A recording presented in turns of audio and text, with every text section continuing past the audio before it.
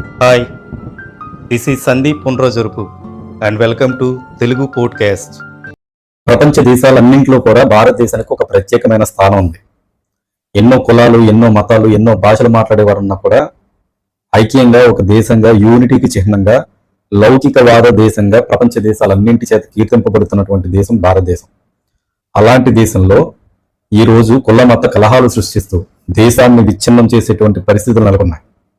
గత కొద్ది రోజులుగా తిరుమల తిరుపతి దేవస్థానం యొక్క లడ్డూ వ్యవహారం మనం చూస్తూ ఉన్నాం.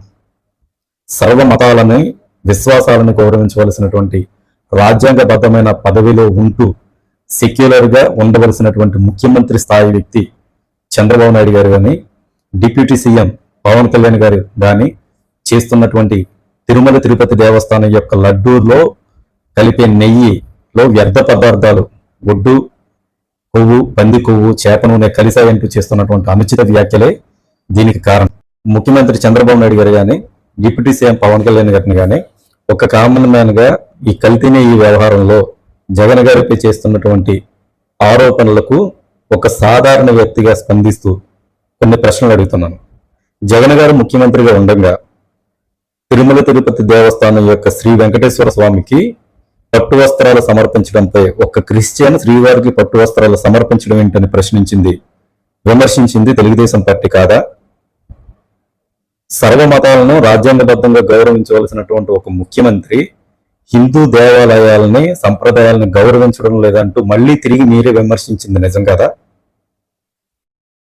జగన్ గారిని పదే పదే క్రిస్టియన్ అంటూ వేలెత్తి చూపిస్తూ క్రిస్టియన్స్ ని ఏదో అంటరాని వాళ్ళగా, క్రిస్టియన్స్ పాలించడానికి తగరు అన్నట్టుగా ఒక క్రైస్తవుడి వల్లే తిరుమల తిరుపతి దేవస్థానం మొత్తం అపవిత్రమైందంటూ చేస్తున్నటువంటి వ్యాఖ్యలు క్రిస్టియన్స్ మధ్య, హిందువుల మధ్య కులమత కలహాలు కలిగించడమే మీ ఉద్దేశమా? నిజంగానే మీరు ఆరోపిస్తున్నట్టుగా జగన్ గారు నియమించిన కాంట్రాక్టుల ద్వారానే మాంసకృతులను నెయ్యి సప్లై అయితే గత ప్రాథమిక ఆధారాలను మీరు ఎందుకు బయటపెట్టలేకపోతున్నారు, నిరూపించలేకపోతున్నారు? నిజంగా మాంసకృతులున్న నెయ్యి లడ్డూలో కలిస్తే నిత్యం దూపదీప నైవేద్యాలు పెట్టే ప్రధాన అర్చకులు గాని, బ్రాహ్మణులు గాని ఎందుకు మౌనంగా ఉన్నారు? 2014లో మీరు అధికారంలో ఉండగా 14 సార్లు నెయ్యిలో వ్యర్థ పదార్థాలు కలిశాయంటూ రిజెక్ట్ అయ్యాయి. వైసీపీ గవర్నమెంట్ లో 18 సార్లు రిజెక్ట్ అయ్యాయి. ఒకవేళ వైసీపీ గవర్నమెంట్ లో నిజంగా మ్యానిపులేషన్ జరిగిందంటే ఎప్రూవ్డ్ అని కొట్టి నెయ్యి ట్యాంకర్లను లోపలికి పంపించుండేవారు కదా. రిజెక్ట్ అని కొట్టవలసినటువంటి అవసరం ఏముంది?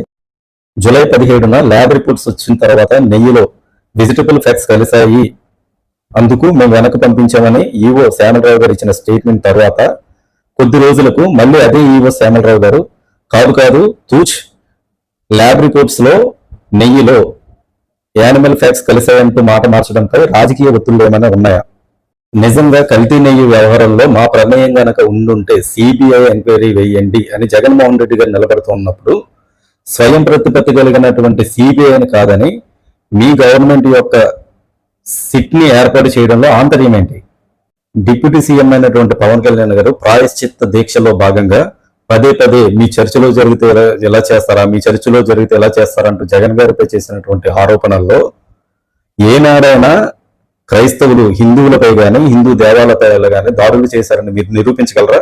ఏదైతేనే ఒక దెబ్బకు 2 పెట్టెలు అన్నట్టుగా క్రైస్తవ్యం పైన మీ అక్కసుని, తిరుమల లడ్డూలో కల్తీ నెయ్యి కలిపారంటూ జగన్ గారిపై చేసినటువంటి అక్కసుతో కొన్ని వేల కులాల సమ్మేళనమైనటువంటి హిందూ సమాజాన్ని దూరం చేయాలనేటువంటి మీ రాజకీయ దురుద్దేశంతో అటు ప్రపంచవ్యాప్తంగా తిరుమల తిరుపతి దేవస్థానానికి ఉన్నటువంటి ఖ్యాతిని, ప్రతిష్టను దెబ్బతీయటమే కాకుండా మొన్నటి వరకు హాయ్ బాయ్ దోస్త్ అన్న అంటూ పిలుచుకునేటువంటి లౌకికవాద భారతదేశంలో మనుషుల మధ్య వైషమ్యాలు కలిగించడం ద్వారా మీ గోతుని మీరే తీసుకున్నట్టుగా అయ్యింది.